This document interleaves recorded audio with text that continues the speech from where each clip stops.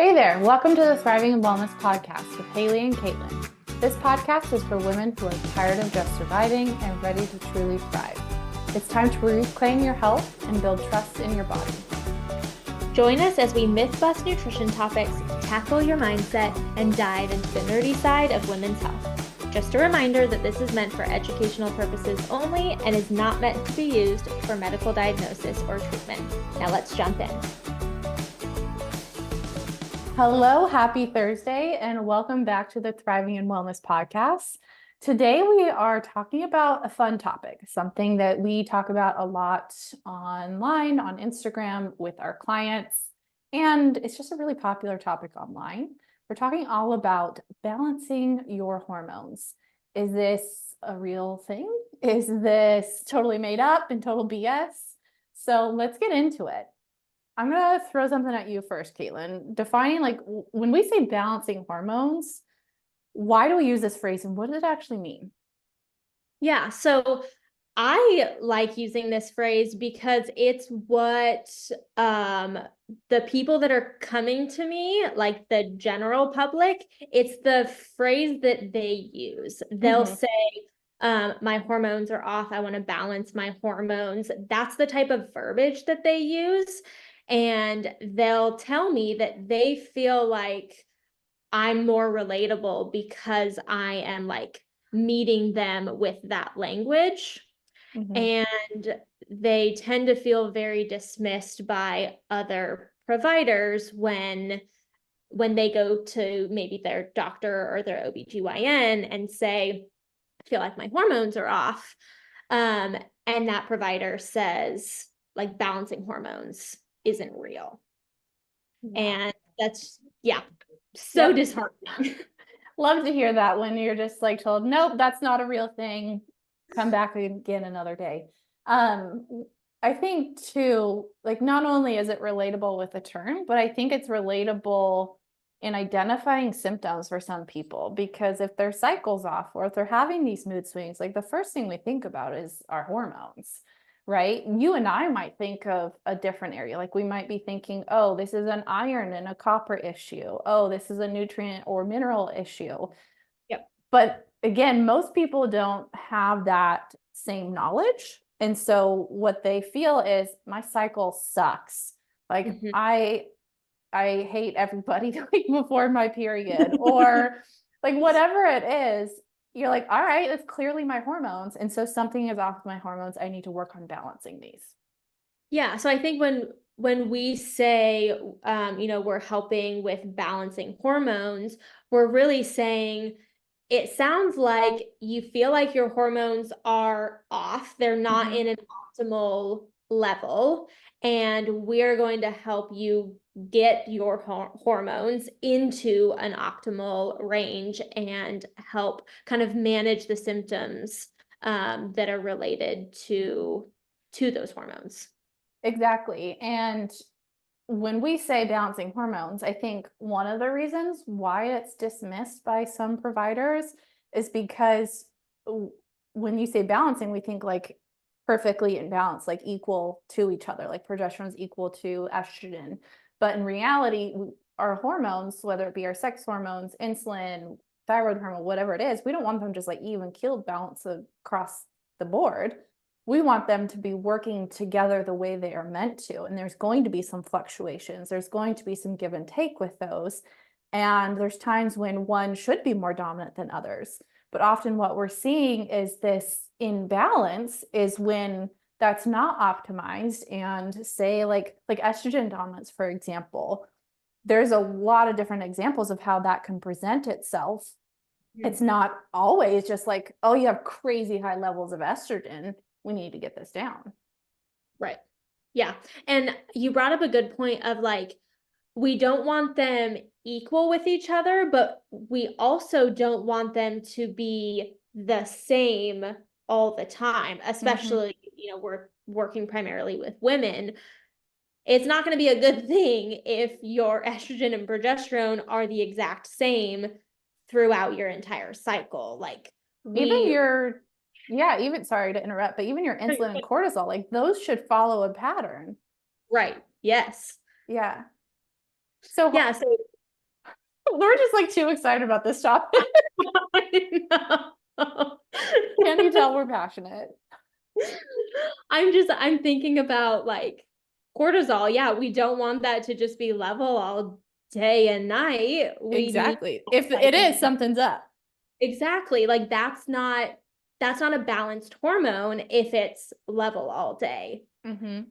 When we're saying balanced hormone when it comes to cortisol, that means that spike in the morning and then dropping off at night so that we can actually get some sleep. How many times can we say balance? If you guys are sitting at home or whatever and you want to play a game, get up and do Not some squats every time we say balance. squat, much healthier choice. Or take a sip of water. Take a sip of your mineral drink, whatever it is that you have available to you. But yeah, we're going to keep this healthy. Oh man, I was going to say something else with this. Oh, what I was going to say is your hormones are supposed to be responding to something, right? So again, like you were saying, if it's just even keeled across the day, it's most likely not responding how it should be. So cortisol is supposed to follow this curve.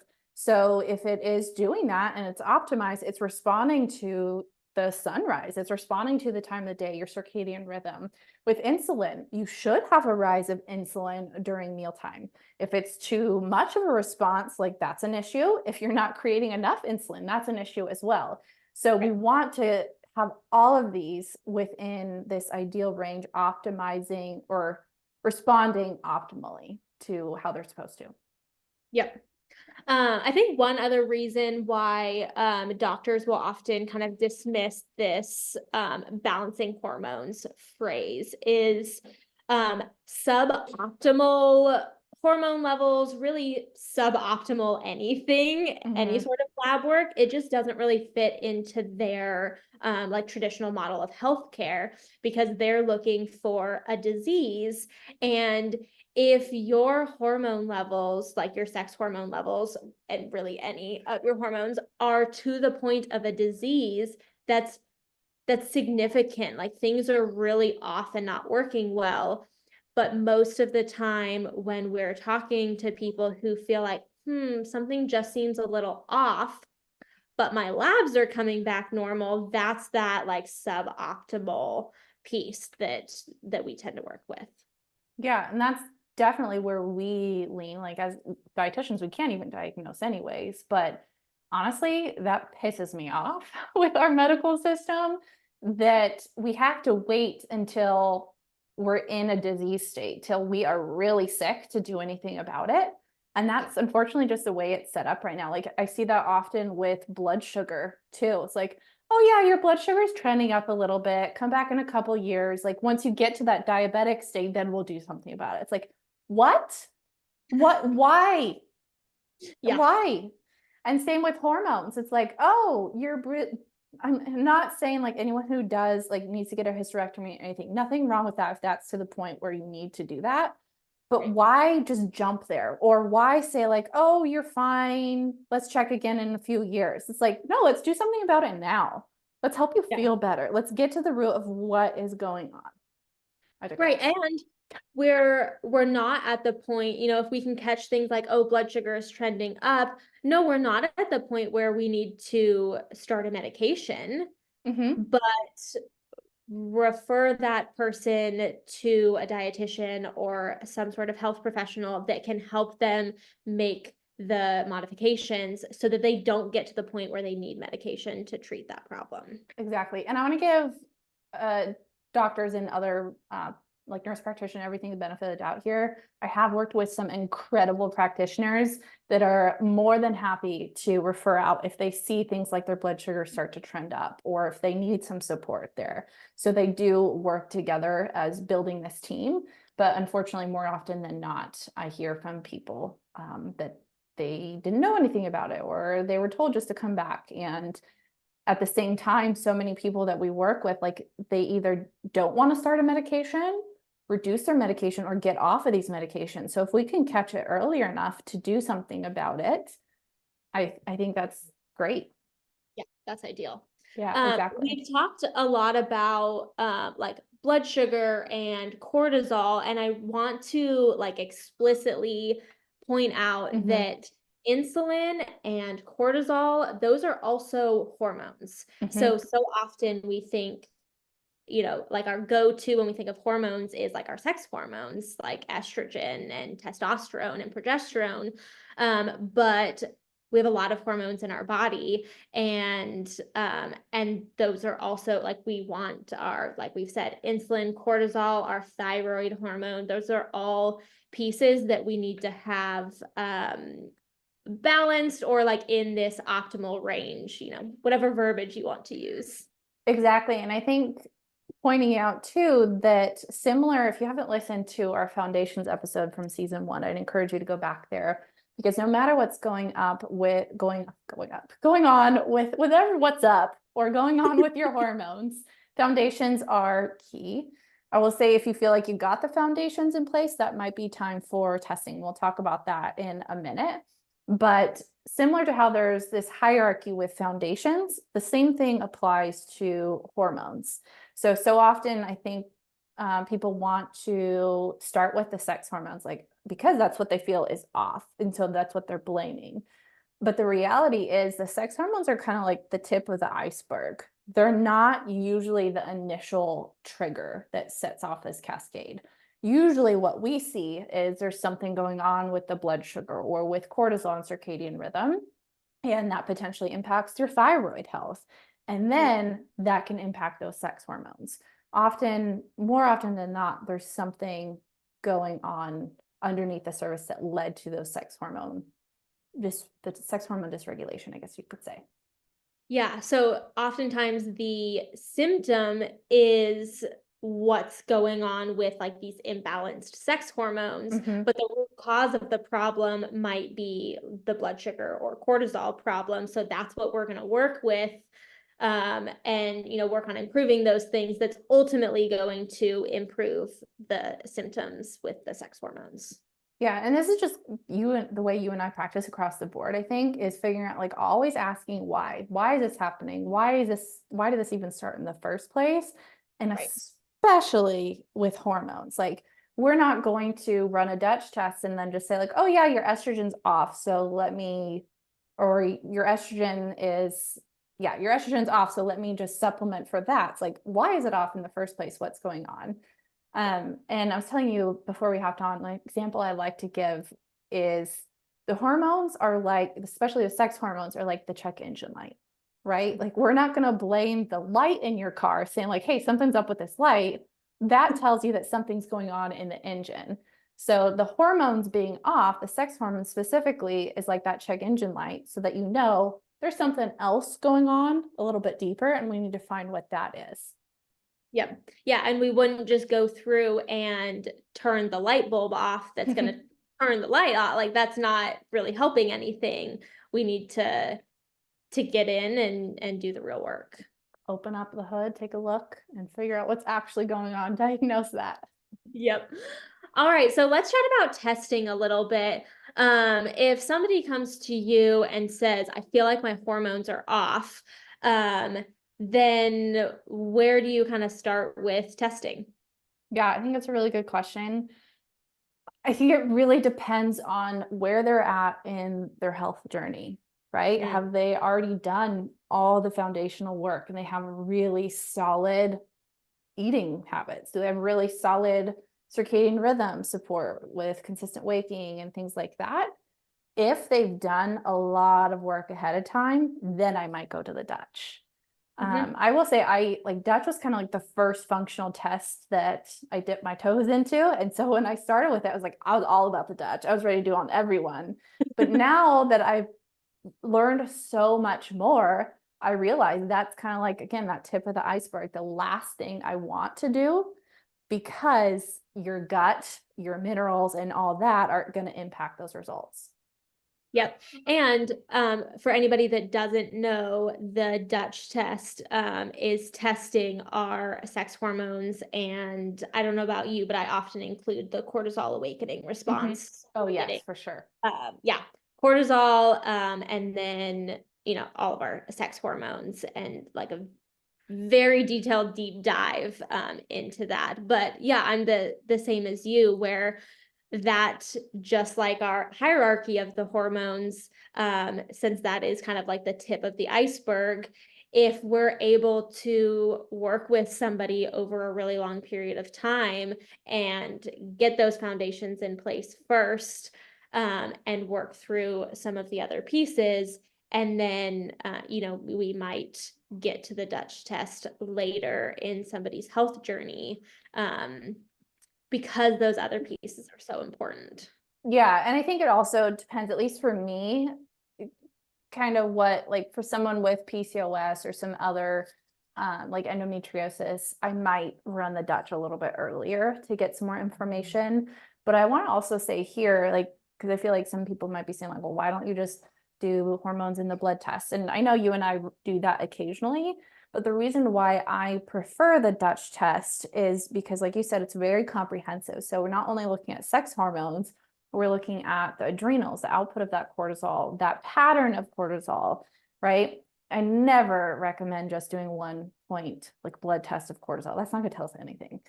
We Right. need to know like where it's going throughout the day. And so not only is it showing us where those hormones are, like level wise, how it's produced and everything, but how your body's actually breaking them down. Because I often see, like going back to the estrogen dominance piece, it's not always like overproduction of estrogen. Oftentimes it's related to the detox of estrogen, and you're not going to catch that in blood tests. Right. And detoxing estrogen brings up a great piece where, like, we need to make sure that everything is working well in our gut. And so if somebody's been struggling with other digestive issues, or if we do a Dutch test and we seem to have things under control there, but things still kind of seem off, then running a GI map and diving into their gut a little bit more can be helpful, to make sure that we're detoxing estrogen and everything appropriately, even from a gut standpoint. Yeah, so that gut health, and I don't know if it'll be this season or next, but we're going to talk a little bit more about detox and what that looks like, because it's such a buzzy word right now, but we want to talk about what that actually means and our thoughts on that. But the gut is where the last phase of detox happens. And so you actually work backwards when working on detox. So we need to make sure things are flowing smoothly with the gut before we work on the first 2 phases. Because otherwise, if you're backed up there, that's going to just kind of push things back up with the other phases. Yep, and we have a great episode on pooping and Ooh, yeah. and making sure that you're not constipated. Yeah, because if you're backed up literally, then you're not going to be detoxing things as well as you need to. Exactly. So this season, we are wanting to focus more on just kind of having a theme of building trust back in your body, because we see that so much with our clients, is feeling that disconnect in their body, whether it feels like you're at war with your body or you're making all these changes and nothing seems to be happening. So a lot of that disconnect can lead to that lack of trust. So that's really what we're focusing on this season and looking at it from a lot of different angles. So thinking about today's episode, our goal is, we talked a lot about technical information and got the nerdy stuff, but ultimately, like if you feel like something is off with your hormones, then we encourage you to keep looking deeper and figure out what that is. Yep, for sure. And I think that's why it's so important to us to use the verbiage that our clients are using to describe their own health, to help validate those concerns, and not be dismissive of their symptoms. Yeah, suboptimal estrogen and cortisol just doesn't really connect as much. Doesn't roll off the tongue. Exactly. All right. Is there anything else you wanted to add? No, I think that wraps it up really nicely. All right. Well, we will see you all next week. So stay tuned. Hop on Monday for our next Monday motivation. And as always, feel free to reach out to us on Instagram at Dietitian Haley or Dietitian Caitlin. And we'll talk to you soon.